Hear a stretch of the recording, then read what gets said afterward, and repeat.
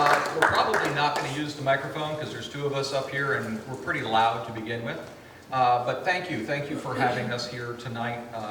Mike and I have been doing this presentation for a very long time. I've been doing Babe Ruth stuff for 20 years, and Mike knew Babe.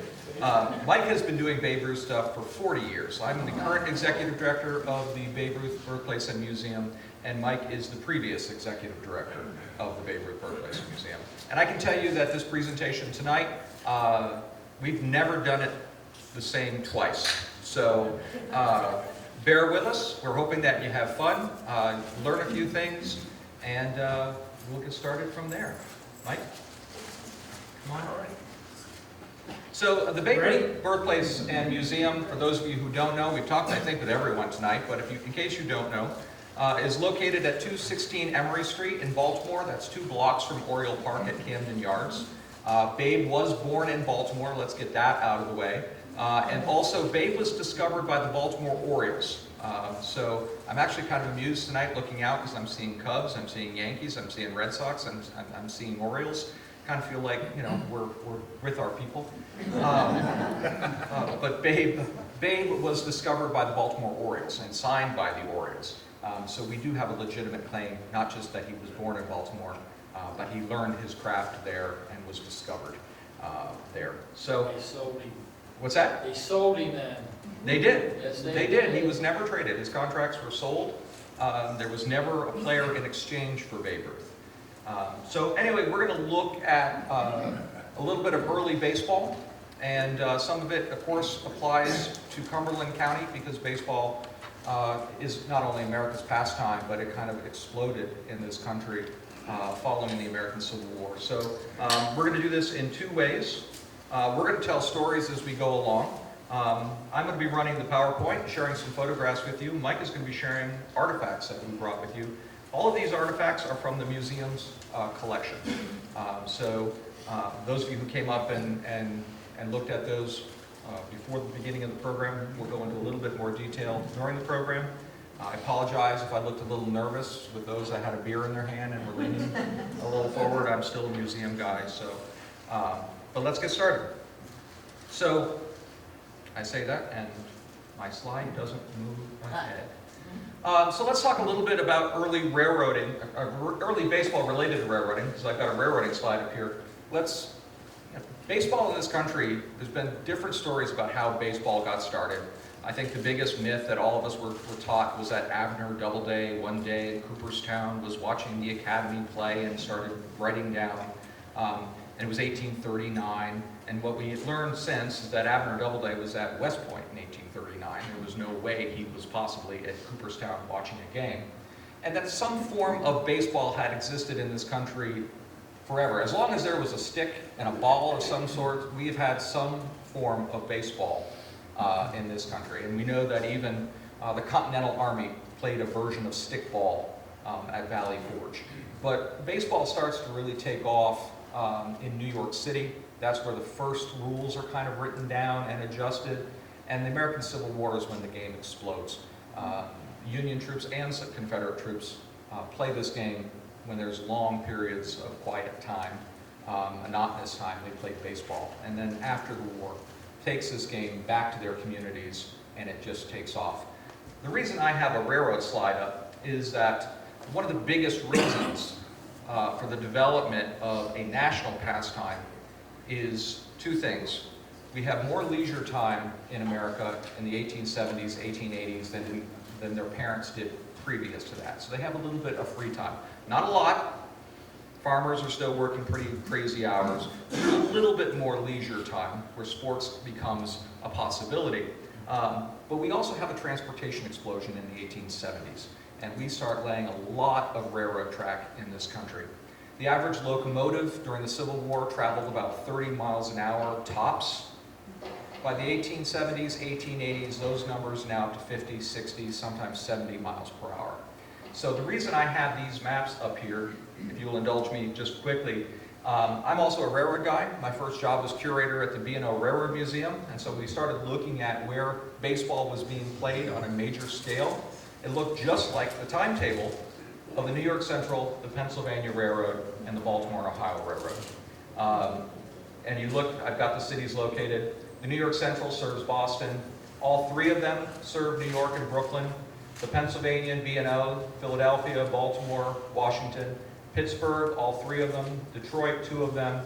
Cleveland, Cincinnati, Chicago, St. Louis, all three of those railroads. High-speed rail travel makes it possible for baseball to become a national sport. Otherwise, it's much smaller, it's localized. Now, this is more modern. National League at that time, most of those cities are represented. The American Association in the 1880s has some of the smaller towns and cities located. Toledo had a team. Louisville had a team. Rochester had a team. Harrisburg had a team.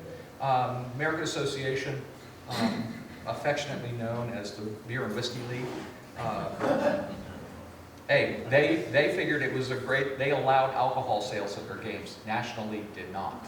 That's why they got nicknamed the Beer and Whiskey League. And as a result, all the beer brewers start buying teams. That's when beer comes in. So anyway, I wanted to start with this because it's important to understand that baseball happens because St. Louis on the B&O or the Pennsylvania can now get to New York, or can get to Boston, or can get to Baltimore. That wasn't possible before the 1860s and 1870s. A lovely picture. This is one of our earliest teams, professional teams in Baltimore, the Pastimes in Baltimore, 1869. And one of the players from the 1880s, Dennis P. Casey. The Pastimes of Baltimore eventually evolved. Baltimore is then known, we get a team called the Orioles, and we've had, what, five or six different variations of the Orioles? The Orioles took their name first time in 1882. There was a Mardi Gras kind of celebration in Baltimore run by the Order of the Oriole. And it was really popular. And so the ball club started to adapt that name in 1882, and within a couple of years, they were the Baltimore Orioles. But that's the first time it had happened. I was telling somebody tonight that ever since then, there has been a Baltimore Orioles team every year, except what, 1900? 101, yeah. Yeah. One year when we did not have a team, but otherwise, there's always been an Oriole team since 1882. So that's kind of an important thing. And Dennis Casey, you know Casey at the bat, written in 1888. Dennis Casey played. Before then, there were three Caseys playing professional ball. Two were pitchers, and one was this guy, Dennis Casey, a power-hitting center fielder for the Baltimore Orioles. That's Casey at the bat. So, anyway. And one of the fun things about baseball is all of its traditions. So when you look back through some of the names over the years, of course, you know, we know the Red Sox. Boston had the Bean Eaters. Milwaukee had a team before the current version that they have. They were also the Milwaukee Brewers. Washington had two different teams throughout time, called the Senators, and I think the Nationals. You're looking at mine? Yep. And, you know, we did a lot of stockings. We had the Toledo Blue stockings. We had the New York Metropolitans. Does that sound familiar? You were saying you can't be a Mets, you couldn't be a Mets fan, but you could be a Yankees fan. Those names go back a long, long way for most all the clubs. And then we had this guy. Same era, 1886 to 1889. Some of you came up. I'm going to let Mike tell you about some of this stuff. But this was a wonderful story, not for just Baltimore Orioles history, but for the Babe Ruth Museum. So this is Matt Kilroy. Have you ever heard the phrase, Kilroy was here? Mm-hmm. This is Matt Kilroy. And he came up with the Orioles in 1886. And that year, he's a pitcher. He struck out 513 batters. Or 31, whatever. And it is still a major league record. So Matt Kilroy was really good. And he was really good for the 4 years that he was here. But he threw his arm out. He just ran out of gas. And so his career was effectively over after that. However, so we know about this guy. Here's the same thing. This is an actual photograph from it. But what we didn't know was some of the background. A couple of years ago, descendants of the Kilroy family came to us and said, we want you to have Matt's stuff. In 1886, Matt Kilroy married, what's her name, Frances, in 1886. They get married. That's the first year with the Orioles. The Oriole management team was so happy with what Matt was doing that they gave the young married couple a tea set. It's larger than this. We didn't want to, you know, all this stuff. It was like, thank you very much. The platter would have taken up one table. Right. We get lots of donations. Anybody know the name Kurt Bleffrey? Sure. He was an outfielder for the Orioles and when they won their first championship, and he died.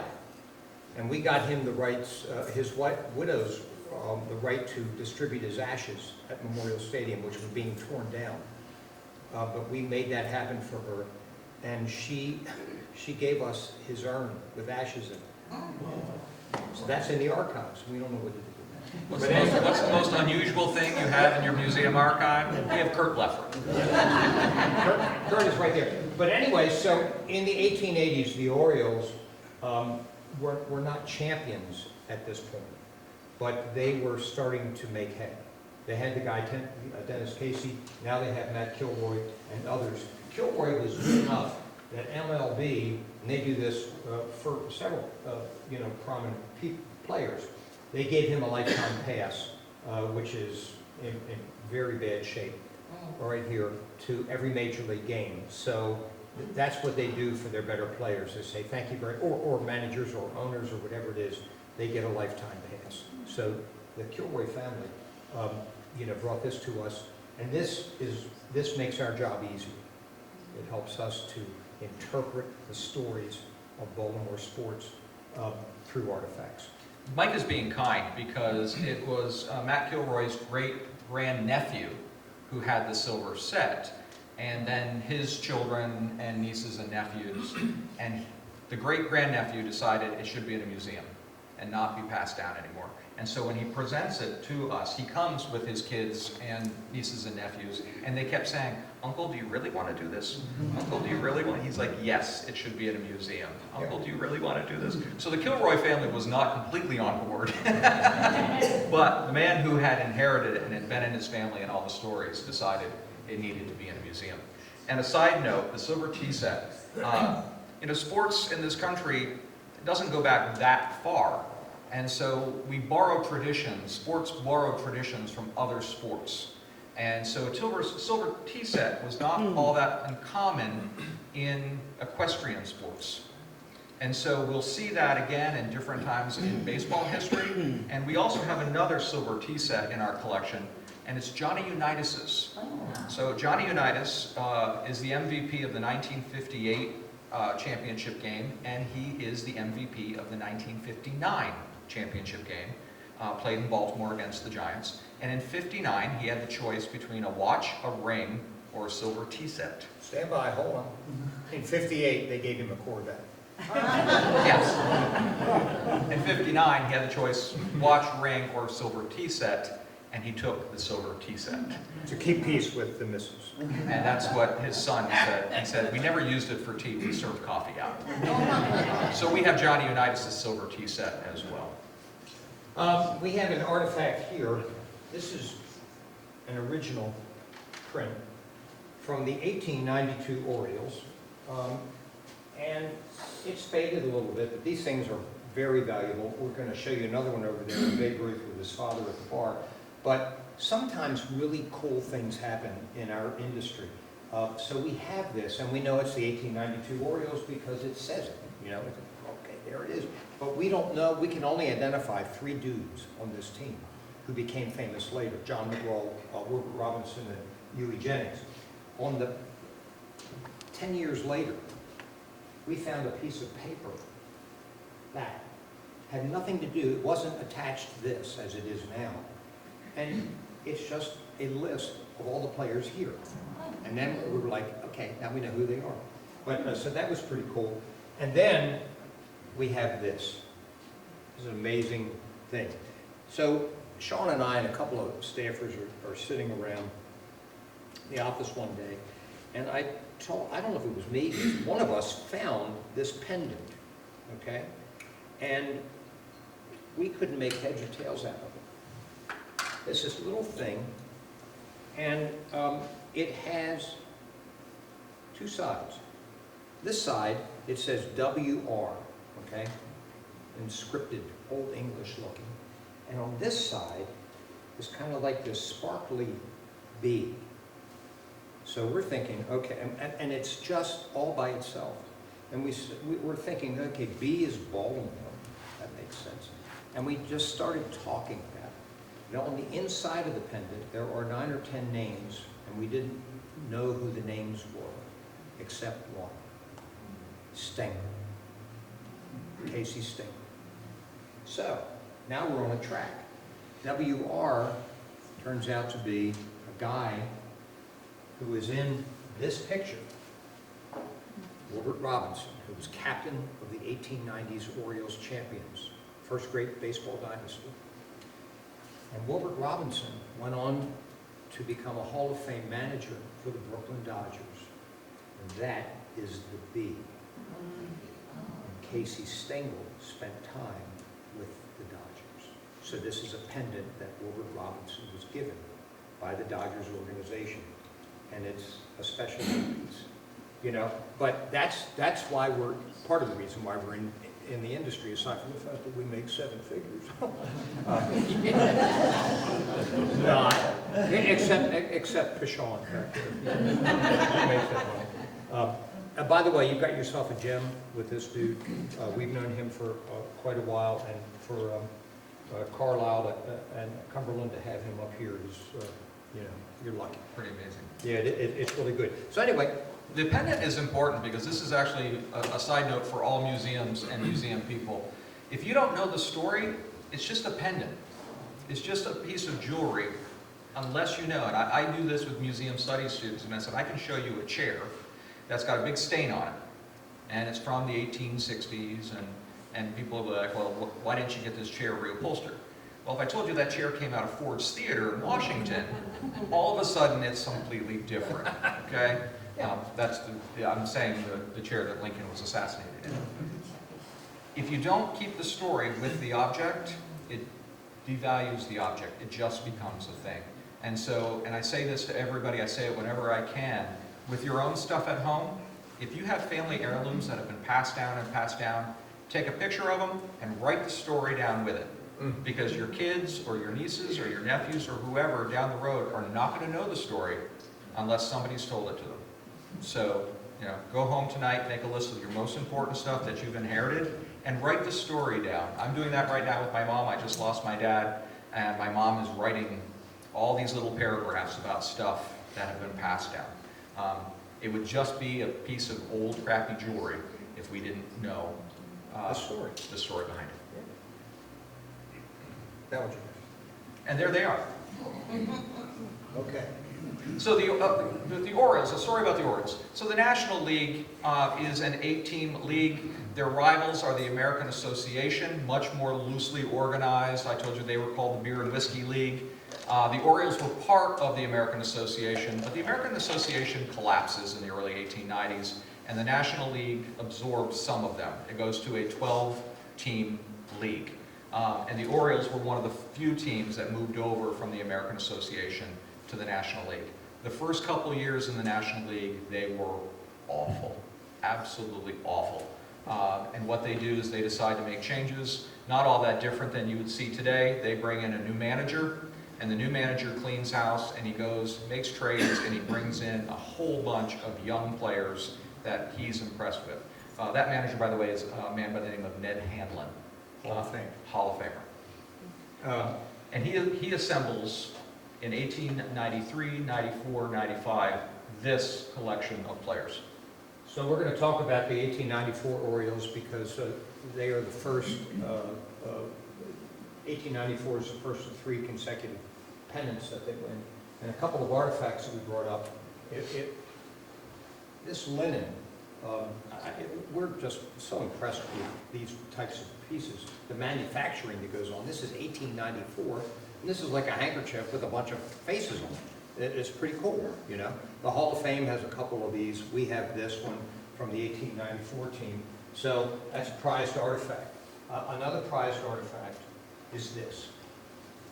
So when the Orioles clinched the pennant, the National League pennant, they're on the road, and their team captain, Wilbert Robinson, this guy, there he is.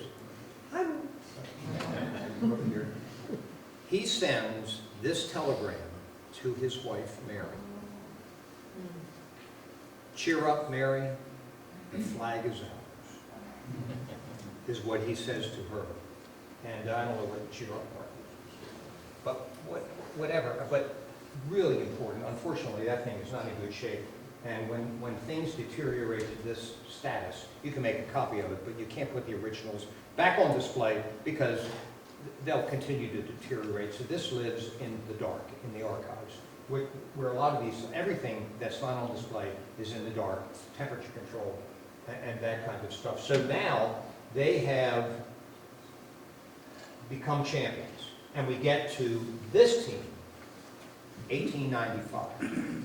Now give us the Temple Cup background and all this stuff. Well, in 1895, to give you an idea of how special this team is, and 6 members of this team are now in the Baseball Hall of Fame. I think that's right. Every single player on that team batted over 300. Some of them close to 400. The pitchers, which Bill Hoffer, which will be in the next one, had some great numbers as well. In 1895, he went 31 wins, 6 losses. 25 wins, 7 losses in 1896. 22 wins, 11 losses. He had a bad season there, I guess, in 1897. How many games did they play a year back then? 130. Yeah, in that vicinity. Yeah, roughly. But there was something that happened. These guys, they were all really good, and they all hit over 300. But they had baseball had just changed a rule, and walks were counted as hits. That didn't last all that long because the averages, one guy was hitting 244 one year and 313. I mean, you're just like, if you can walk, it's a hit. So that has something to do with this. But these guys were really good. This is the group that was hit and run, Baltimore chop. They played a base at a time. They sharpened their spikes. They spiked guys. They intimidated the opposition. John McGraw was the leader. Wee Willie Keeler, another one. Just an amazing group of guys. And you see the little fellow in the middle, this guy? This is him. Look at the stockings. These are the stockings. Look at the bat. This is the bat. This is little Harry Howe. And I found Harry. Baltimore had the best baseball historian that our city has ever seen, a guy named Jim Brady, B-R-E-A-D-Y. He was an editorial writer for the Baltimore Sun, and he was a baseball crazy guy, just really into it. And when I got involved with the museum in '82, they went, go see him, go see Jim. And Jim said, he told me about Harry, and he said his descendants live 2 blocks from Memorial Stadium on 33rd Street. Go say hi, see what you can do. They gave us this. You know, they had it. He was like, oh my God. So it takes that. It takes citizens to contribute, to bring all these things together so that we can make a museum and do all that good stuff. The good story about Harry, and I told some of you as you were up here looking at it, the story was that Harry would actually go to the home games and he would sit on the bench. And of course, we didn't have a lot of utility players there, but you might have 1 or 2 who's not in the game. And that player's responsibility would be to watch Harry. And if he got put in and somebody else came out, that person's job was to walk Harry home around the 5th or 6th inning because he couldn't last all 9 innings. So I'm sure it was not all glamorous for the players, as you will see in a couple of pictures ahead. We have team pictures from a couple of years past this, and Harry's no longer in the pictures. He's been replaced by a dog. Yeah, they just had to take out the door. And then... Yeah, but the 1890, 1890s Orioles, 1895, Everyone know what a Baltimore chop is? Have you heard the phrase? So a Baltimore chop is when you intentionally bat the ball hard in front of one of the infielders and it bounces over their head. Okay? You still hear it referenced every now and again in a baseball game as the Baltimore chop. They perfected that play. Well, and they did it with the help of the groundskeepers, who had to pack the clay around home plate. So you literally hit the ball down, it would bounce up, and you ran to first base. And that's the way that worked. Hit and run invented by this team right here. So this is a really prominent part of our baseball history, because as I was telling someone earlier tonight, this is small ball. This is base to base. Babe Ruth, our other guy tonight, made it the 3-run home. Right? It's like, screw the base to base. Let's just move. So these guys all play for Baltimore, Killer and McGraw? I didn't know that, wow. Yeah, all of What a heck them. team. And these are the big four right here: Willie Keeler, Wow. John McGraw, Huey Jennings, and Joe Kelly. And Wilbert Robinson. Wilbert Robinson. But the other thing, I mean, look at the size of these guys. And I'm looking at John McGraw's stats. He's 5'7" and 155 pounds. And he's one of the bigger guys. Baseball has certainly changed over time. But these are the guys. And John McGraw, of course, goes on to a Hall of Fame career as a manager. So does Wilbert Robinson. They're also known in Baltimore because they opened a bar on Howard Street called the Diamond. The first sports bar. It was the very first sports bar. It had different activities. They even had an electronic scoreboard, so you could keep track of the game. And there's been different stories about the origins of duck pin bowling. Are you familiar with duck pin bowling? Okay.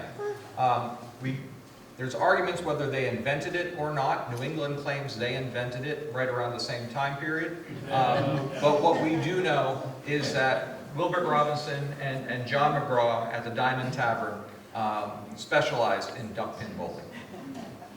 We don't know if it's America's first sports bar, but it's right up there.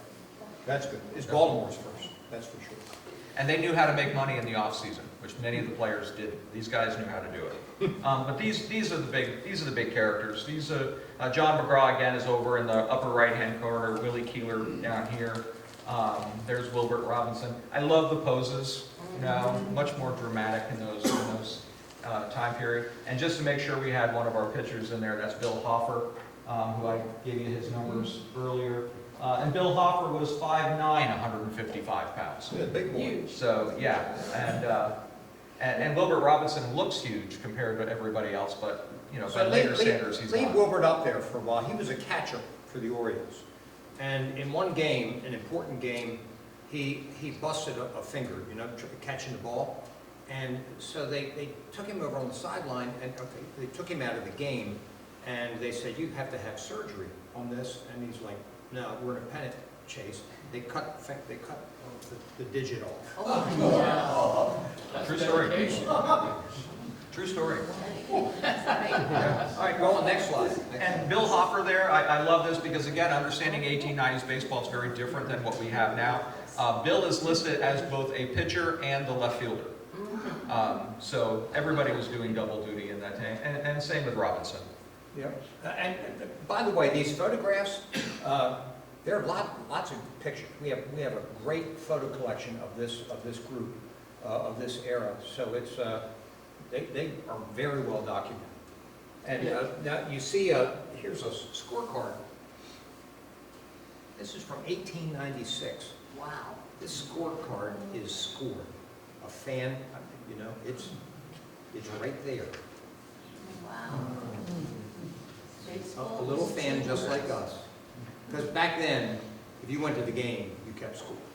We don't do that anymore. Which is really a shame. Sure we do. Oh, for God's sake, we do not. You do. But you only go 2 times a year.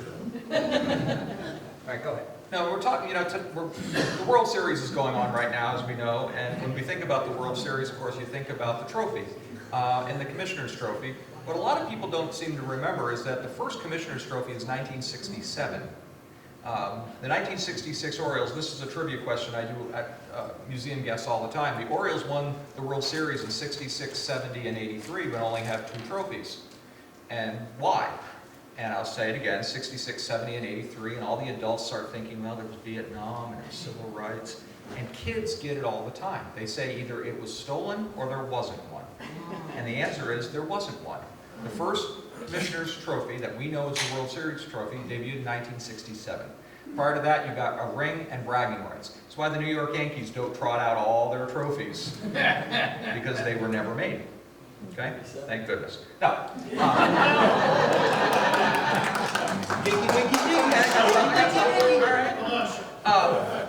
but before that, there had been different championship trophies in the 1880s when there was a National League and American Association. There was the Daubray Cup. And then, as I told you, the American Association is absorbed into the National League. There's one league. And the owner of the Pittsburgh Pirates, he's a 32 or 33-year-old lumber baron, thinks that his team should have the right to compete for a trophy. So he commissions a trophy himself called the Temple Cup. His name is William Chase Temple. And maybe that's a familiar name here in Pennsylvania. But he owns the Pittsburgh Pirates, and he comes up with the Temple Cup. And it's a very ill-conceived championship because it's the first place team, the pennant winner, against the second place team. The first place team has everything to lose. The second place team has everything to gain. They don't like it, they don't want to do it. They're supposed to split the proceeds. There's disputes over splitting the proceeds. The players aren't really interested in it. The fans aren't really interested either. But it is played 4 times. The Temple Cup, it takes the second place team against the first place team, and Baltimore has the honor of playing in all 4 of them. They won the last 2. So it's supposed to be the championship trophy. It's supposed to be what you were competing against, but the teams never took it seriously. Their pennants were what were more important. This is the 1896. This is a scorecard produced for the Temple Cup between the Orioles and Cleveland, 1896. So, you know, again, nice pieces to help us tell the stories. Yeah, and if you look at the one that's listed up here in the middle, you'll see that it says Baltimore, the championships up top, 1894, 95, 96, and then the Temple Cup is underneath it.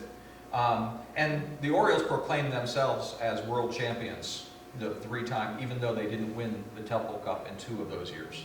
Yep. So the Temple Cup didn't last. After 4 years, it's sent back to Mr. Temple.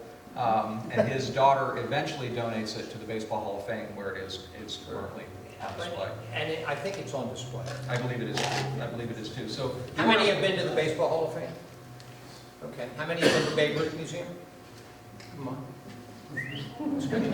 we got to work on that. We're good. We're good. Baseball was 2 words? Yes, Oh. yes. And the clubs, and this is a little piece of trivia. You'll see the bottom one. That's the Baltimore Baseball Club logo on the underneath the pennant. If you are at Oriole Park and you are in the lower seating bowl, the end cap of every row of seats has that logo imprinted into it. Some of you heard me say earlier that Oriole Park at Camden Yards was designed by a woman, Janet Marie Smith. And Janet, we are the official Orioles Museum, the Babe Ruth Museum is. And Janet worked with Mike and the curator there at the time studying the old ballparks, and she found little nuances like that to incorporate into the new ballpark. We call it new ballpark. I think it's the 5th oldest ballpark in baseball now. But we still think it's new. It's certainly special. So the Temple Cup, you know, doesn't survive, and unfortunately, neither do the Orioles. The Orioles go on. They don't have a great season in '98, but then this becomes an era of syndicate baseball, and the ownership of New York also owns the Orioles, and what they do is they bleed the Orioles of all of their players. They move Ned Hanlon to New York. They put pretty less than performing players at the Orioles, and in the following year, March of 1900, the National League decides we're lopping off 4 teams, and Louisville, Cleveland, no, that's not right, Louisville, Washington, D.C., and Cleveland, and Baltimore all get the axe. And that's the end of the championship. The Orioles that had been in the National League and then went into the American League under John McGraw. This is very confusing, but then McGraw takes off at mid-season 1902, or is it 1? for New York Giants, becomes manager there, leaving Robert Robinson in Baltimore with the leftovers of his roster, and then they moved to New York. The whole Orioles team, Orioles went in the minor leagues, and they became the New York Highlanders, who became the New York Yankees. The Yankees Foundation is the Baltimore Orioles. Yeah. But the Orioles of the 1890s certainly changed, baseball. They are baseball's first great dynasty. And certainly a lot of the things that we, like the Baltimore chop that we talk about, are still things that we're seeing to this day. But at the same time, 1890s, another little thing is happening in Baltimore that will eventually change baseball. Don't do that yet. All right. Put your gloves on. Oh, that's right. I forgot. This is big reveal. the artifact you haven't seen. The big reveal. And this is an amazing artifact for our collection, but for any collection. When the Orioles won their championship, the second, in 1895, the next year, 1896, this flew at Union Park in Baltimore. This is their championship banner. A man had this, a collector, had this in Denver, and back in 2004. And we approached a donor and said, we want this. It did not look like this. It was in bad shape. We had it restored, and the donor purchased it and paid for the restoration of it. But this is a wonderful piece. But again, look how intricate. This is 1896 that this was manufactured. Okay. Where was Union Park? Union Park. Okay, let's do like a flag. we have to be Marines. Okay. I don't think I can do that. Well, that's enough. Thank you. Okay. So, same time, 1895, something else is happening in Baltimore. Anybody want to guess? Oh. Babe Ruth is born. And it's important to note, as I said, there were many different variations of the Orioles. The National League Orioles go away. We get an American League Orioles for a very brief period of time. And then the International League Orioles come to town. And the International League Orioles stay in town until the Major League Orioles come in 1954. And they are a dynasty of their own. 7 straight pennant winners. That is still a record in baseball. The International League Orioles were quite the powerhouse. Let me interject something here, please, if you don't mind. So yesterday we filmed a few How About That? You know, a little short stories about our baseball history. And so I did one, because it's World Series time, on Don Larson. Anybody ever heard of him? Sure. Yeah, right? You know that. And so that's why we did it. It was like, okay, we did Perfect Game. This is the way life is. So I'm telling the story of Don Larson, who in 1954 was a starting pitcher with the Orioles, their first year in the American League. He went 3-21. No hitting. Anyway, but he wasn't bad. He was just playing for a very bad team along with Bob Turley. The Yankees did not have starting pitching aside from Whitey Ford, so they did a 17-player trade with the Orioles after the '54 season. That brought Don Larson and Bob Turley and Billy Hunter and a couple other guys to the Yankees, and the Orioles got Gene Woodling and Gus Triandos, and so it was, it was good for both teams actually. So Larson goes up there, and he does pretty well. I think he finished like 45 and 24 or something like that in 4 years with the Yankees. So in '56, he pitches the perfect game, and Yogi goes out, and he does that thing.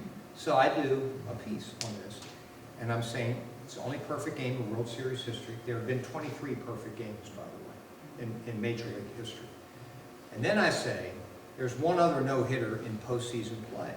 Roy Halladay, 2010 with the Phillies, pitches a no-hitter, not a perfect game. And I reference. And then last night. So So this piece that we filmed yesterday is in the crap. And I called my son who produces these things for us and I went, no. Stop! We have to change the narrative. Go ahead, Hans. All right, well, so there he is, George Ruth Jr., the son of George Ruth Sr., who is a lightning rod manufacturer and salesman. He becomes a barkeeper later, and Catherine Schomburger Ruth. And that's the entire Ruth family. That house still exists. That's out on Frederick Road. Where's the old man? Here? Um, I'm too close. I can't see.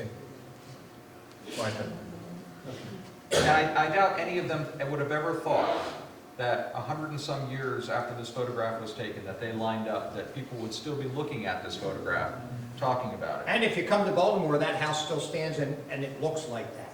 Look, it's amazing. It's not too far from Is it like a downtown. museum or is it a private place? It's and not a very good neighborhood. Oh. Frederick Road at Fontaine. But anyway, it's there. It's been recently redone, I think, as an event place or something, Something, but yeah. still in a not so great neighborhood. Yeah. But at 216 Emery Street, and of course the practice of the day in 1895 is not to go to a hospital to deliver a baby, but to have a midwife deliver. And so Catherine, Katie Ruth, wants to be with her mother in the house that she grew up in. So she comes back to 216 Emery and delivers the baby on the second floor bedroom on one of the coldest days in Baltimore history in February. And we even know the midwife, a German woman by the name of Minnie Graf. And we know that it's a very large baby. For years, Babe Ruth's earliest childhood has been very sketchy, the information. And there's been a whole bunch of things that have happened in recent years that has changed that. And one of the biggest things is actually the digitization of records. And what we're finding is that records that are in obscure places are now being digitized, and we're learning new things about a guy we thought we already knew everything about. But when we've been telling the story for a long time, we've always said we didn't know much about his childhood and his youth. We knew he was sent to the St. Mary's Industrial School. We didn't even know how long he was at St. Mary's Industrial School. And then things happened. And about 10 years ago, a gentleman approached Mike and I and said that he was doing some, family ancestry kind of work. And some records had been digitized in the state archive, and he kind of thought this new searching tool was fun on the computer. So he started putting in names. And he put in George Ruth, Babe Ruth. And he finds a gold mine of information that we didn't know. And I'll tell you a little bit more, hold on to that, I'll tell you a little bit more about it in a second. That is George Sr. right there, that is Katie Ruth, that is their wedding certificate. Babe is born on February 6th. If you do the math, she's already pregnant when they get married there. And the story that we'd always been told is that, Catherine was this small, frail woman, lost 4 children in childbirth, was never able to either carry to term or the child died immediately afterwards. She was frail, yada, yada, yada. And then we find out, and I keep looking around because I can give the R version of the story rather than the G or PG-13 version of this story. The records that were discovered were police records. And what we had found out is that Catherine Schomburger Ruth was an alcoholic. And it turned out a severe alcoholic. And that's a real problem when your husband is a saloon keeper. George Ruth had forbade his wife to go to the bar. And she started trading sexual favors for alcohol with the bartender. And he's got a hunch. And he confronts her first, she confesses, then he goes to the bar and tells her the bartender's already told me everything, so she confesses everything, which was a lie. Then he goes to the bartender and says, she just confessed everything, punches him, get out of my house. And in those days, he could have them both arrested, which he did, and puts a note in the newspaper the next day, I, George Ruth, am no longer responsible for debts incurred by Catherine Schomburger Ruth. It's the only way he can get a divorce. So they are arrested. What's also documented is the police affidavits. And the bartender, in extremely graphic detail, discusses what they did on the dining room floor as she instructed him to do. You can fill in the rest with your own imagination. And she said, yes, I did it. They file for divorce. She does not show up for the divorce hearings. She does not show up for the custody hearings. And George Ruth Sr. is awarded custody of 3 children. George, his sister Margaret, known as Mamie, and a baby named William that is barely a year old. William is extremely sick, and George Sr. sends him to a sanatorium that specializes in infant illnesses, and William dies there. And the death certificate indicates that he had died from malnutrition. When you look at the death certificates of the other 3 children, it is pneumonia, malnutrition, meningitis, and another respiratory ailment. If you look at the description of the symptoms, today we would identify that as fetal alcohol syndrome. So this is a pretty harsh environment. George Sr. Sends Babe to St. Mary's Industrial School, and it's probably the best thing that happened to George Jr. It was the structure that he needed. George Sr. is a saloon keeper. You know, he's running a bar late at night. He does not send Mamie away.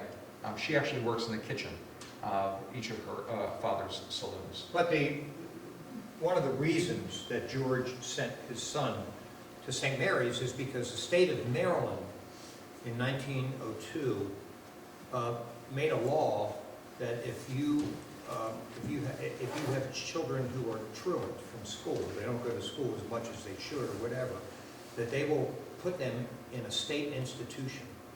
And Babe was truant, and his father did not want him going to a state institution. He put him in St. Mary's. He chose to do that because of the law, to protect his child. And it was a good move. Yeah, and St. Mary's, it was an education. They were all taught a skill. Babe was a shirt joiner, and later on in life, Babe, of course, had his shirts specially made, but if he didn't like them, he took them apart and fixed them himself. And it was said by his daughter Julia, and I told you earlier, we lost Julia 3 years ago, was a wealth of knowledge for us about Daddy. She always referred to him as Daddy, even up until the day he died. But that he would fix his shirts, and he would sometimes even fix his own uniforms in the locker room because he knew how to do it. The other thing that we discovered fairly recently is that Babe was bilingual. And of course it makes perfect sense. He's of a German family. And there's a report when there is a reporter in the Yankee locker room interviewing Lou Gehrig in German. And Babe turns around and answers the question as well in German, surprising everyone. Well, of course, he was from a German Lutheran family. They spoke German at home. Babe knew how to speak German. But we really didn't know he was bilingual. There's so much about him that we still discover every day that amazes me. But anyway, this is the St. Mary's Industrial School. It became Cardinal Gibbons High School. Those of you who are familiar in West Baltimore, if you know where St. Agnes Hospital is in West Baltimore, it's across the street from St. Agnes Hospital. We have a few pictures of the institution itself. Their budget was pretty slim. To give you an idea, the food budget accounted, I think they either had 3 or 6 cents a day for feeding of the kids. They got gruel every single day. They got soup for lunch every day. There was never any meat. They got butter for bread on Fridays only, and they got meat on Sundays. And that was either 3 hot dogs for lunch or 3 pieces of bologna. The Zavarian brothers at St. Mary's stretched the dollar as tight as they could stretch it. They had about 600 children at any given time, and they were referred to as inmates by the Zavarian brothers. Yeah. And the 1912 census refers to them as inmates as well. And there were always stories that the parents didn't come and visit the kids. Well, the truth of the matter was, when parents did come and visit the kids, they would be brought into the cafeteria and sat down at a table, and then their child would be brought to them, and you would have 30 minutes once a month to visit your child. And sometimes that didn't happen with Babe at all, and that didn't happen with a lot of the children. So a lot of them complained that they didn't have many visitors. Well, the rules prohibit them Yep. from having visitors. But they were Al Jolson went here. But they were all taught a trade, and the Zavarian brothers used sports as a system of discipline as well as a reward system. So there was no talking in the dining hall ever. You were not allowed to speak. It was absolute silence with the exception of a spoon clanging against a bowl.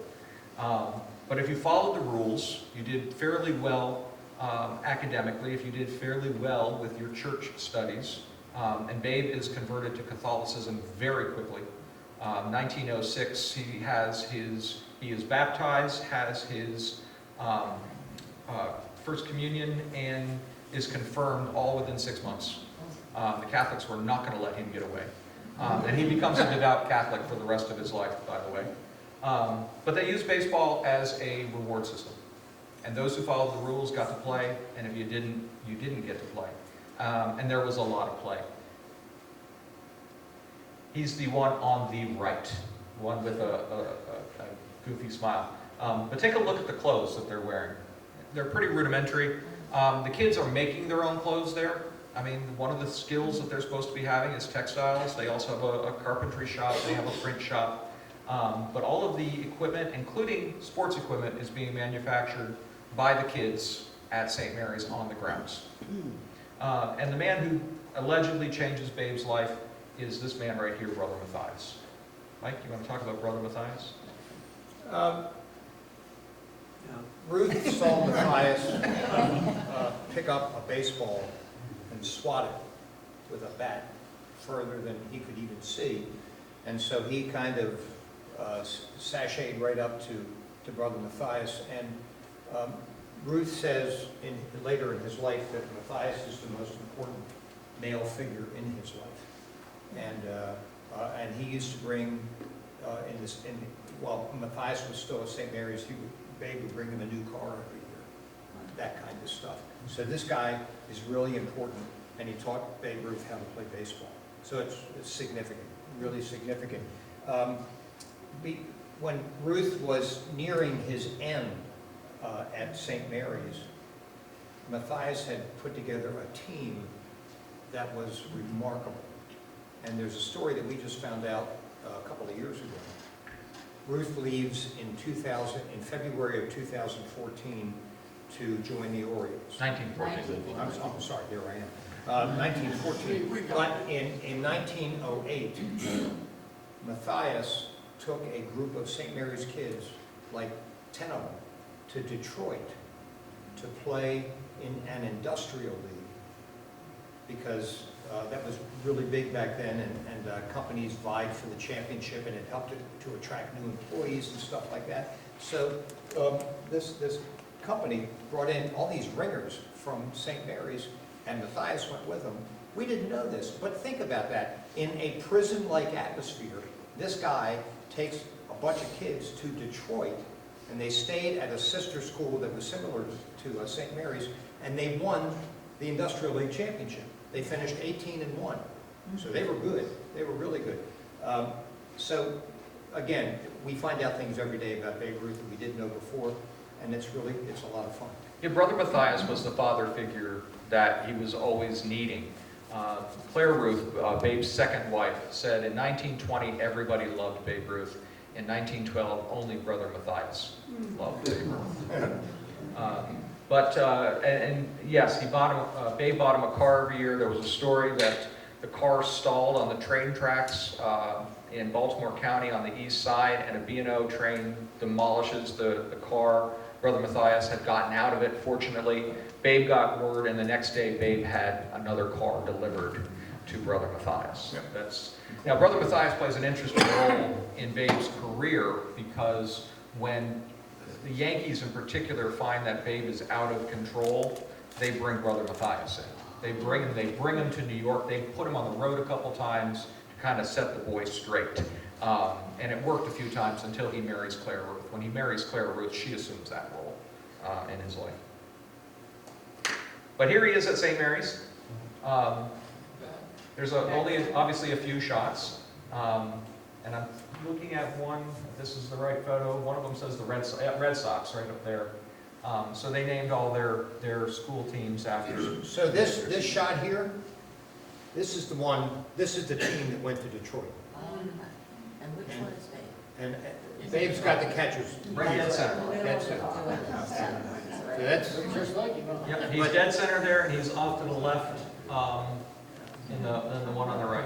so they did facial recognition on each of these kids, and it's a match. Really remarkable research. We didn't do it, but we were privy to it, so it was pretty cool stuff. So 1914.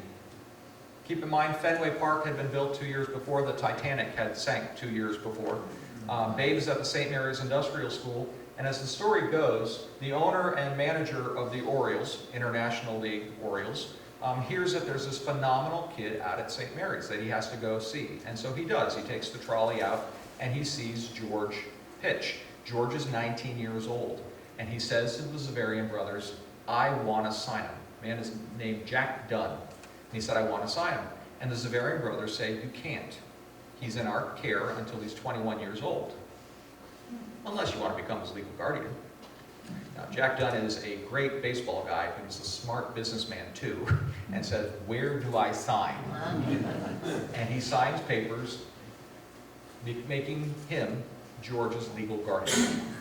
2 weeks later, he puts him on a train to Fayetteville, North Carolina, where the Orioles are in spring training. Babe has never been out of the school. He's never done anything before. He rides a bicycle for the first time, nearly kills himself. Rides the elevator in the hotel, up and down, day after day. And in those days, you had an elevator operator. So he convinces the operator to let him run the elevator, which the operator does. And at one point, he sticks his head outside the elevator and says, hey guys, look what I'm doing! And almost decapitates himself. This boy is naive, okay? And the veteran players are just hazing him unmercifully, as veteran players often do. They're taunting him, they're teasing him, they're making him do stupid things. On the train ride, they told him that where you put your personal belongings is a hammock for your arm. And we have him telling the story at the museum. You got to put your arm up in this hammock. So he did the whole train ride trying to put his arm up in this hammock. And then he said the next day he couldn't even lift his arm. You know, the players do this, and Bertie Cree, Ben Egan, a bunch of others are really known. It gets so out of control that one of the Orioles coaches say, guys, lay it up, back off. He's Dunny's baby, meaning he's Dunny's favorite. Jack Dunn's baby. In spring training, the first time he shows up in the newspaper, he's George Ruth Jr. The second time he's in the newspaper, he's George Babe Ruth. Jack Dunn's baby. In Fayetteville, in his first game, which is an inter-squad game between the Orioles players before they started their schedule, Ruth hit a ball that is to this day the longest home run ever hit in North Carolina. They measured it. And you know the guy that he beat? The guy who had the previous longest home run in North Carolina history was Jim Ford. So Babe got it. Babe got it. So actually, this is one of the only spring training photos. We were very fortunate. We inherited a collection from one of the newspaper writers and all the letters that he sent home and his reports. So we have all of Babe Ruth's spring training documented that first year, 1914. Yep. And that is the International League team, 1914. Here's Babe, Yeah. Oh, yeah. and here's Jack Dunn. So what's also going on in 1914 is that there's an upstart team in Baltimore called the Terrapins, part of the Federal League. The Federal League is considered a major league. The International League is not. They build their stadium across from the Orioles stadium, and Jack Dunn's team is now floundering to sell tickets. Everybody's going across the street to the Terrapins game. And Jack Dunn is desperate for money, so he has to sell some of his players. Now, in those days, there's no farm system. There's no minor league where you have deals. You do have some informal relationships. Jack Dunn at this time is mostly selling players to Philadelphia, but Boston was interested. Boston came calling, and they bought Babe Ruth's contract with 2 other players. Yeah, yeah, that was like mid-July, and Ruth was doing really well. What was he, 9-4? Yeah. When he left. But he mentions the Terrapins. We have the Maryland Terrapins at College Park, Maryland. They're there. And we have the Baltimore Terrapins. I think that's it. Another nickname that is unique to us is that when the Orioles started their American League reign in 1954, they came from St. Louis. Do you know what that team was called? The St. Louis Browns. When the Baltimore Ravens started, their team came from Cleveland. What was their team called? Both Browns franchises ended up in Baltimore. Serendipitous. So Babe, by the way, goes to Boston, makes his debut, has a great first outing, has a miserable second outing, and Boston sends him down to Providence, also in the International League, for the rest of the season. He comes back up with the Red Sox in 1915, and by the way, when he goes to the Red Sox, no one asked any questions about who was signing custody papers. Contract was sold and everything went along with it, you know. But he comes back in 1915 and leads baseball as the #1 pitcher. And there he is as a Red Sox. And the second picture is from the World Series. Interesting thing, Babe Ruth comes along, he starts hitting home runs, but he's a pitcher every day. And he's setting records as a pitcher with the Red Sox. A lot of people forget that. But he started as a pitcher, and he was most proud of his pitching records, according to his daughter, Julia. And he starts hitting home runs. And to give you an idea how significant and how profound this was in his era, in 1919, the Boston Red Sox hit 32 home runs as a team. 32 home runs as a team. Harry Hooper hit 2. Stuffy McGinnis hit 1, and I love the name Stuffy McGinnis. Somehow I need to work that into every talk I give. Stuffy McGinnis hit 1, and Babe Ruth hit 29 as a pitcher. So when he comes along and starts hitting home runs, he's surpassing entire team totals. And by the time his career is done, he has set 206 baseball records, many of them that he's broken himself. And many of those records, he still either leads or is in the top 5. And one that I think is significant as a pitcher, he ranks 17th on the all-time pitching roster. That goes from the 1880s till last October. He ranks number 17 in ERA. And then he goes to the New York Yankees. So, and New York Yankees, 1920. New York Yankees are not a significant powerhouse team in the 1920s. The Boston Red Sox were the powerhouse team. But he's sold to the New York Yankees. What is happening in January of 1920? What happens in February of 1920? Let's see if I got any historians in the room. Prohibition goes into effect. Okay?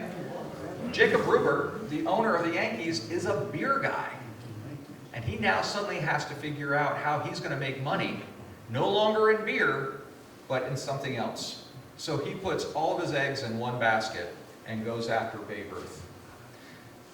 Attendance at Yankee games doubles in 1920 from the year previous. Stand by for a second. Let's catch up a little bit. Oh, right. So, some of you came up and took a look at this. This is an original photograph. This is Babe Ruth, who would come up with his father at his father's saloon, which still stands. It's a couple of blocks from Oriole Park and a couple of blocks from us, quite frankly. But it's interesting because it is It's a gentleman's club today.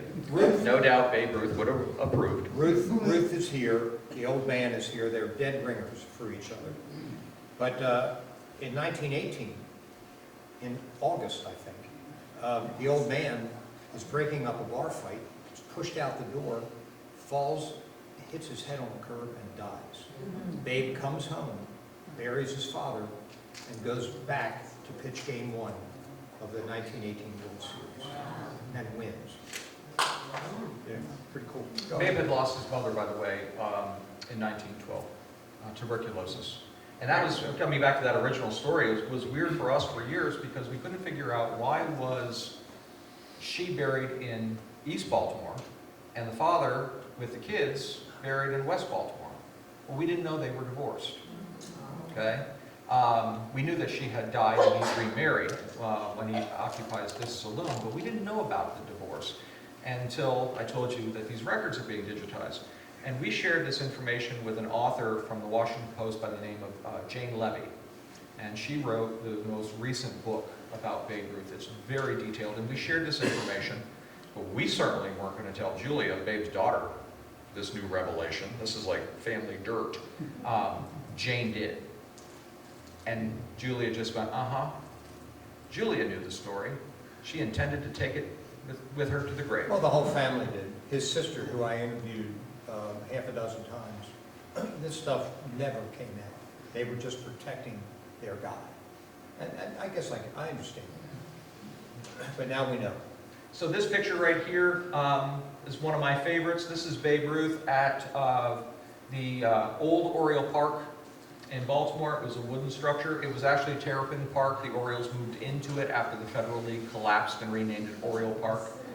It burned to the ground on the 4th of July, 1944. But the Yankees, after spring training, would make a trek back to New York, and they would stop along the way, and they would play the International League Orioles. So this is Babe Ruth playing in Baltimore as a New York Yankee against the International League Orioles. And that's a great photograph, but it's not a home run. It popped up. It popped up. Yeah, he's got that ankle. No, it looks like the sole is on this. It's cleats? Yeah, it's cleats. Pretty rudimentary by today's standards, but Cleats, yeah. cleats back then, by the way, were brown, not black. And coming back to my Oriole Park, so if you've been to Oriole Park at Camden Yards, you know, one of the things that we can say about our ownership is that we never made it Under Armour Park, we never made it Domino Sugar Park, we never made it McCormick Spice Park. All those are companies that are headquartered in Baltimore. They kept the name Oriole Park at Camden Yards, which is actually a combination of two names. Oriole Park references this wooden stadium, now called Old Oriole Park, and Camden Yards references the fact that it was built on the B&O Railroad's Camden Yard facility.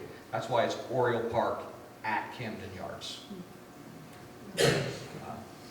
And Babe would visit St. Mary's when he'd come to town. He visited his sister when she was here. She also lived in Richmond. But after his father dies, he makes far fewer trips back to Baltimore. All of his memories in Baltimore are usually pretty bad ones. And then there's 1932. Of course, as I said, Babe's setting records. He sets the home run record in 1927. But one of the greatest stories, myths, whatever you want to call, folklore, is 1932 World Series. The called shot home run.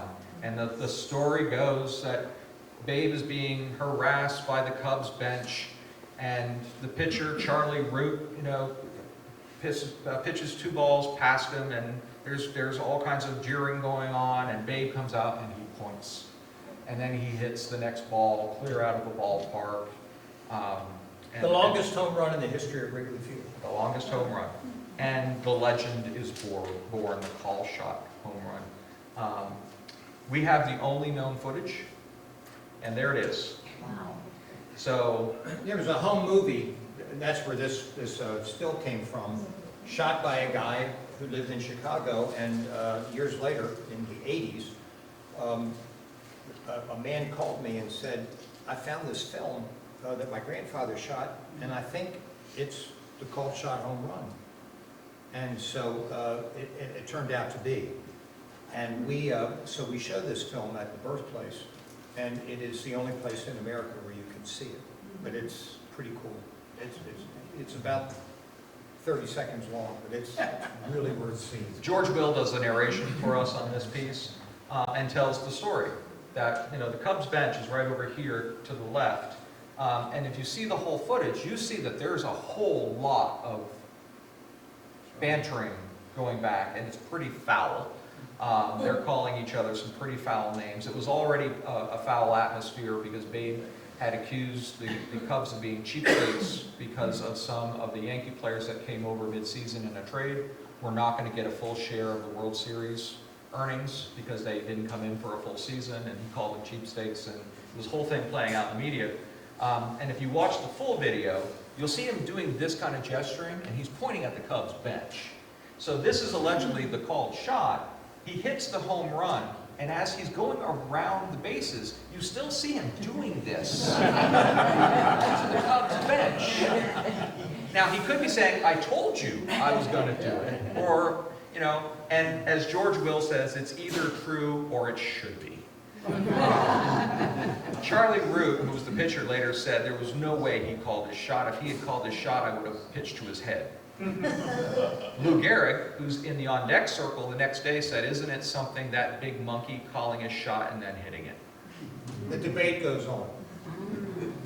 And there it is.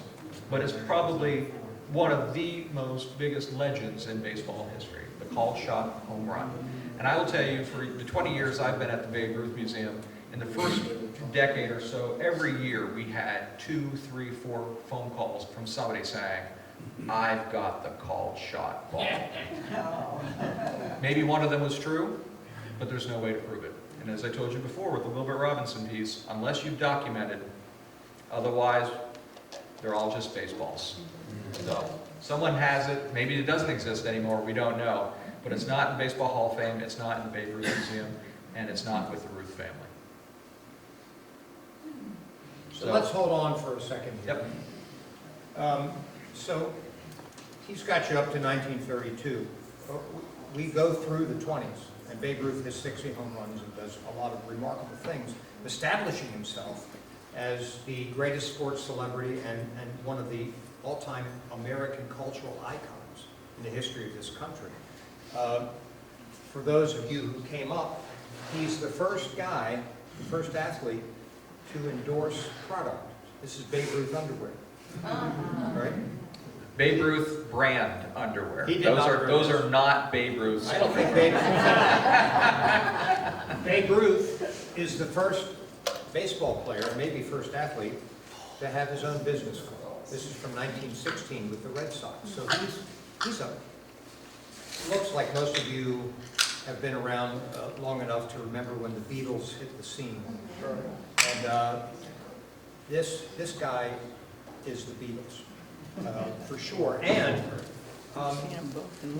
it's a little miniature Baby Ruth candy bar.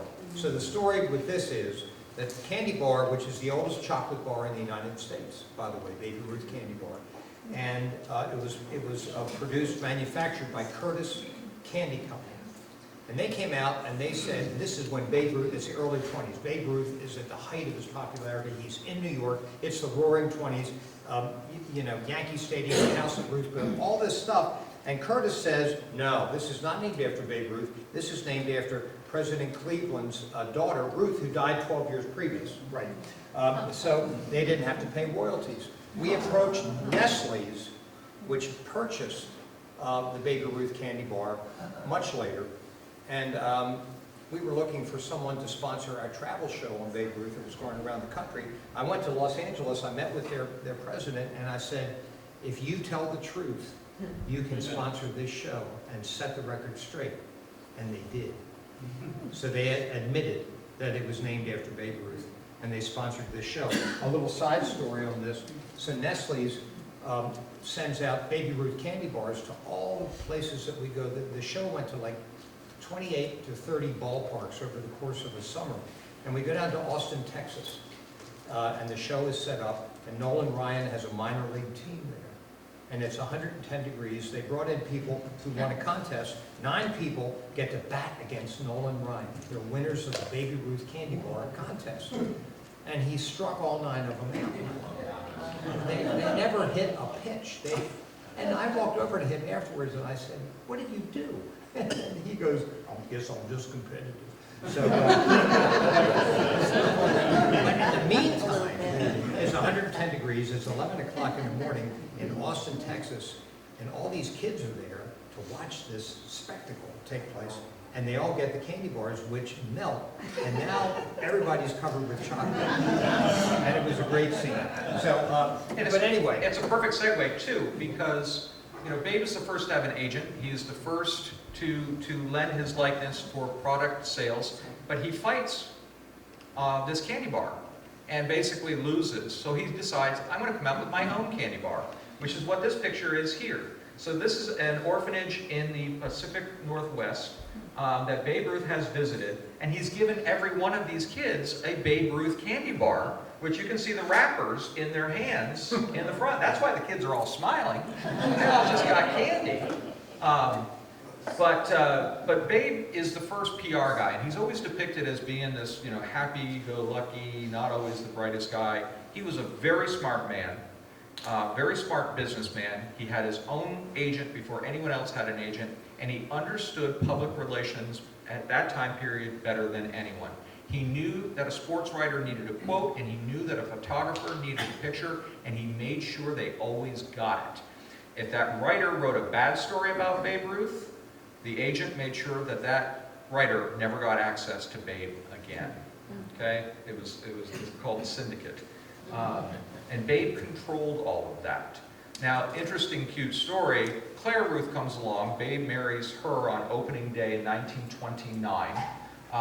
And if you come to the Babe Ruth Museum, you will see the dress that she wore when she You got see married. her wedding dress. Now, they decide to get married at 5:50 in the morning at St. Gregory's Church in New York City, because they are the Kardashians of their day. Everywhere they go, there is a camera and there's a reporter. So they thought if they got married at 5:50 in the morning on opening day, the reporters would be focused at the ballpark and they could get married. The cute part of it is we have some of the photos, and there's Babe and Claire in the church getting married, and a throng of kids.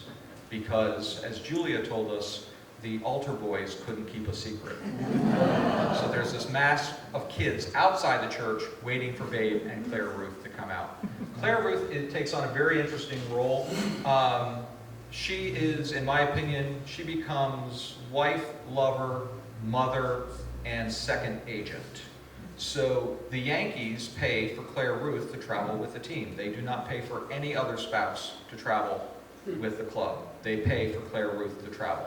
They stay in a different hotel from the rest of the club. She puts him on an allowance. Julia said later on that the only reason Daddy had anything later in life is because Mother had taken it away from him. And that is true. So when he wants to go out, he's known for paying for everything and buying lavish gifts. He has lots of people that are always around him. She takes away his check. And when he wants to go out, she writes him a check for $25. That's his allowance, which is still a lot of money at that time period. But he's stuck with $25. He can't go past that. The reason they have a retirement is because Claire intervenes. And there's even a time, he loves, by the way, the radio, loves listening to the radio. The Lone Ranger was his favorite radio show. And his agent comes in to talk to him about a business deal. And he said, Christy Walsh, and he said, Christy, I don't have time for this. Go talk to Mrs. Ruth. You're interrupting the Lone Ranger. Claire Ruth becomes the figure that creates what we now know, I believe, of Babe Ruth. Much like Jackie Kennedy, after John Kennedy died and tried to create this Camelot, Claire Ruth tries to create this new image of Babe Ruth. But I like to show these because Mike and I have both done this for a long time. We've seen hundreds of Babe Ruth photographs. I like to share these because for me this is the real Babe Ruth. I told you that he always knew a photographer needed a picture, and we can tell the difference between when he is smiling for the camera and when he's smiling for real. And the only time you see this smile is when he's around kids or his family. And the reason for that, we maintain, is because Babe Ruth is always an adolescent, a 12-year-old in an adult body. That was his persona. He really did not have close adult friends. These kids were his lifeline to friendship, and that's really true. He never grew up. Never ever grew up. Yeah, and it's one of those things. There's only two people that we have been able to research that we can claim were Babe's friends. Babe is surrounded by hundreds of people all the time. People that want to be near him. want him to sign something, want to drink with him and party with him, but only two people, Wade Hoyt and Lefty Gomez, are people that constantly come up, and they too spend the rest of their lives defending Babe against what the media had always portrayed him as, this guy who drank too much and ate too much. You know, we allege that there's no player that could do all of the things that have been attributed to Babe Ruth and go out and play at the level that he played year after year after year the way he did. We call it the Ruthian record. But coming back, Babe was also known to be the protector of the little kids at St. Mary's. So he has a fondness for children. And I point out the picture in the upper right-hand corner because we're still learning stuff about Babe Ruth. So Babe visited a lot of hospitals and orphanages. Sometimes it was publicized, most of the time it was not. And in one particular situation in Cleveland, he was visiting 2 orphanages, and an African-American newspaper said, "Why aren't you visiting one of our orphanages?" And so he said, "Okay," and did. What we have since discovered is that the newspaper at that time period, just like much of the news today, was owned by 6 or 7 or 8 different entities. And so when Babe visited a white hospital or a white orphanage, it was reported in the papers. If he visited a black orphanage or a black hospital, it didn't get coverage in the national papers. It got covered in the black press. And those are now starting to be digitized. And we're finding stories of Babe Ruth appearances all around the country. He would play, in the off-season there was a thing called barnstorming. You put together a team of all-stars and go around the country and play local teams. He would play some of the Negro League teams. And there's one instance, Bill Jenkinson wrote a book on Babe. Bill tells a story that they're in Arkansas, and Babe got some really bad press. And Bill says to the archivist, "I'm really surprised, the stories about Babe are not very good." And she said, they were playing the Negro League team, and the Klan wasn't happy. He's lucky, bad press is all he got. So we're still learning. That picture right there is the 1932 World's Fair, and Babe posing with some African-American kids. Babe we're asked why Babe Ruth. He's the first at everything. He is the American dream epitomized, the kid from the streets that grows up to be the greatest ball player of all time. He is every kid's of that time period's dream. During the Depression, same thing. He now represents hope. He represents that you can go from rags to riches. He is the first celebrity. He is the first everything. And when we talk about it, how many ball players over time have that same longevity? In Baltimore, Mike used to teach for a class at University of Baltimore. He'd ask how many people know Brooks Robinson. Every year, it would be fewer and fewer. Now, every year we ask, who knows Cal Ripken? Fewer and fewer and fewer. How many people know Babe Ruth? Okay? We've had one over the years. We just had one recently, too. Guy didn't know who Babe Ruth was. Nigeria. You don't know her? He's like, I'm from Nigeria. So we haven't brought this up yet, and I want to take a couple questions from the audience. Yeah. Because we're starting to run late here. This is a Babe Ruth autographed baseball, and I would expect that this is the most famous autograph in the world. I don't know that you can really argue that. Certainly there's probably more of them than anybody else. But it's a really important thing, and these are, any merchandise with Babe Ruth goes for huge amounts of money. I also wanted to show you a couple of other things before we get out of here. These pants, these are Babe Ruth Yankee pants, used, ripped, and there's blood stains. And I was telling people earlier tonight that it's been recommended that we should have DNA testing done on these. But anyway, How pardon me?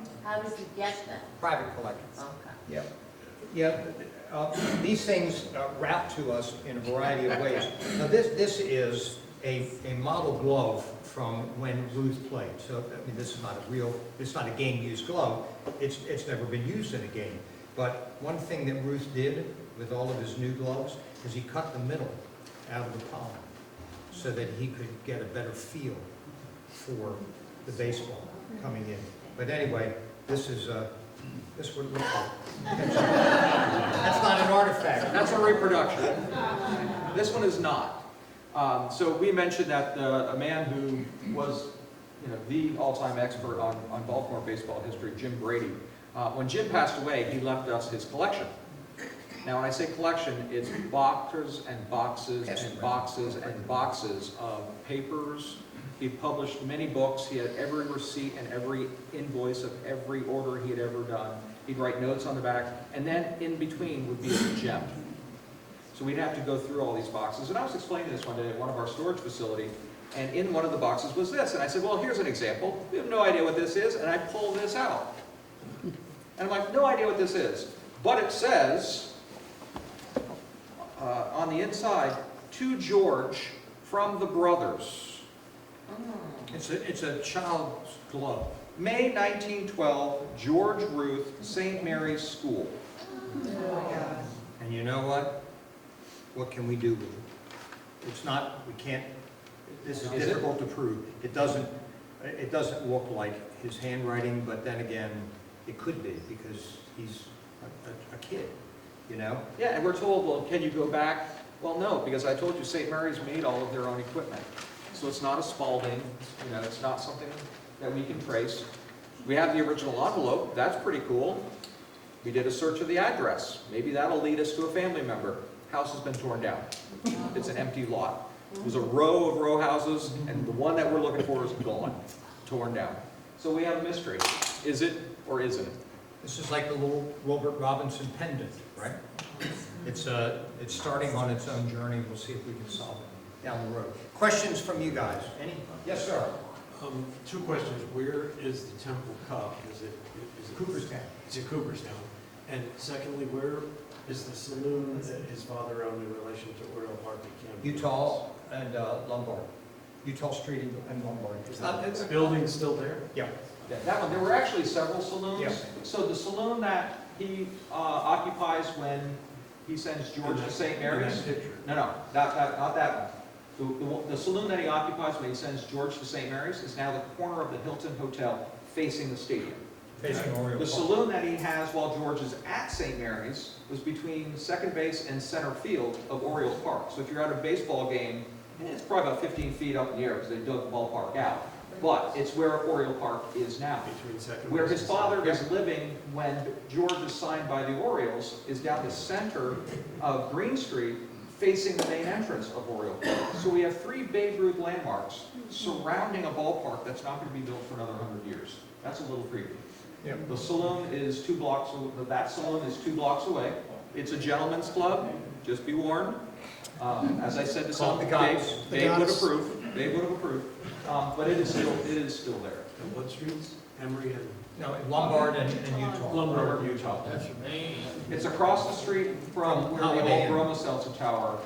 Broma Seltzer Tower is still there, it's an arts tower now, but where Right. Broma Seltzer is, it's directly across the street. Other questions? Now I was down there before, I think 2 times, the house. Do you actually have like seminars there, like you're speaking now? As you Yeah, go? we do programs, yeah. Okay. And since the pandemic happened, we started doing virtual programming.